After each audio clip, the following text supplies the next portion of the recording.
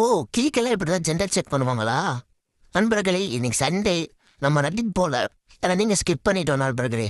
Friend வெளியே கூப்பிட்டேன். நான் சொல்லிட்டு அவனை போய் பார்த்துட்டு வந்தேன். ஒரு 12 மணிக்கு வீட்டுக்கு வந்தோடனே அம்மா சொன்னாங்க பிரியாணி செய்கிறேன்னு சொல்லிட்டு.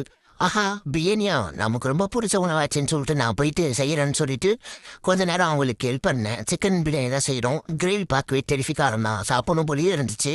பிரியாணி ரெடி ஆனோன்னு எல்லாரும் கொஞ்சம் சாப்பிட்டோம். பிரியாணி சாப்பிட்றதுக்கான சரியான வழிமுறைகள்: வெங்காயம், பச்சடி, கறி, முட்டை.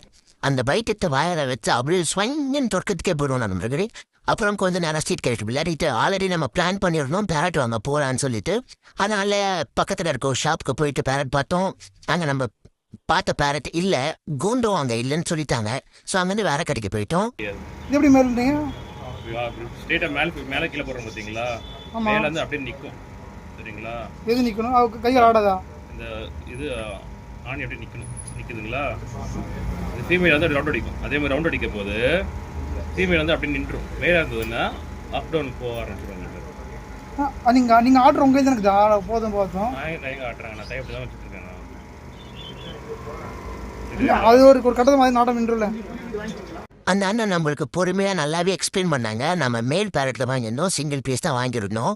இவர் வந்து 15 வருஷம் லைஃப் டைம் சொல்லியிருந்தாங்க. இவர் 8 மாதத்துக்கு அப்புறம் ட்ரைனிங் கொடுத்தா பேசுவார், ஃப்ரெண்ட்லியாக இருப்பாருன்னு சொன்னாங்க. சரி நம்ம வீட்டுக்கு வாங்கி வந்துட்டு கையில் வச்சு கொஞ்ச நாள் பழகிட்டு இருந்தோம். அவன் கொஞ்சம் பயந்துருந்ததுனால கையில் வச்சுட்டு கொஞ்ச நாள் பழகிட்டு இருந்தோம். நல்லாவே கொஞ்சம் கொஞ்சம் போக போக நல்லா நமக்கு ஒரு பழகினா. அண்ட் நான் அங்கேருந்து வீட்டுக்கு கிளம்பி வந்துட்டேன் நண்பர்களே. நாளைக்கு ஒரு வீடியோவில் பார்க்கலாம். பாய் பாய்.